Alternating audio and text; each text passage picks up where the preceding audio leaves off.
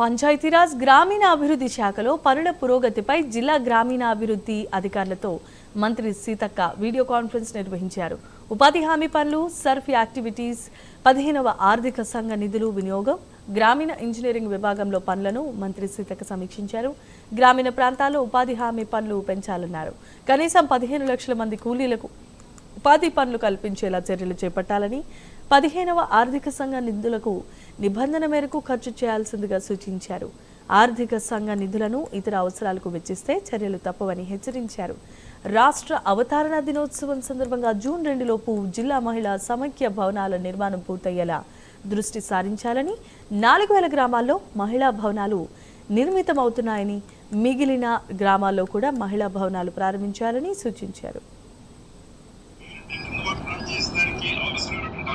ఏవైతే పెండింగ్ ఉన్నాయో అవన్నీ కూడా మన ప్రయాణంలో పట్టాలి. అదొక ఇన్స్ట్రక్షన్ పేరు ఇస్తాం మేడం. మిగతా అవైలబుల్ ఫండ్స్ నుంచి మనం ఆర్గనైజ్ చేసి వాళ్ళకి ఇన్స్ట్రక్షన్ ఇస్తాం మేడం. ఒక 2-3 రోజులు మేము మీటింగ్ పెట్టుకుంటాం. మళ్ళీ ఓన్లీ డిఆర్పిఓస్, మిఎంఎల్ఓస్, సీఎం జిల్లా పరిషత్. ఓకే సార్, మళ్ళీ ఒకసారి డిఆర్డిఓస్ అందరికీ ఆదేశించండి మేడం. సార్ అది మన 100 రోజుల పని ఇది కొద్దిగా ఇంప్రూవ్ చేయాలని. చాలా ఊర్లలో పనులు అయితే లేవు, డబ్బులు కూడా ఇచ్చినాం కదా. మళ్ళీ ఒకసారి వీళ్ళు ఫీల్డ్ అసిస్టెంట్లను, మేట్లను లేదా సర్పంచ్లతోటి డిపిఓలు కొంచెం ఒకసారి మాట్లాడి, సర్పంచ్ కూడా మన కిందకి వస్తారు కాబట్టి కొంచెం మోటివేషన్ చేసి జనాలను, ఇప్పుడు కొద్దిగా అక్కడక్కడ వానలు కూడా పడ్డాయి, కొంచెం మెత్తగా ఉంది, అట్లా కొంచెం వర్క్ చేయించాలని కూడా చెప్పండి.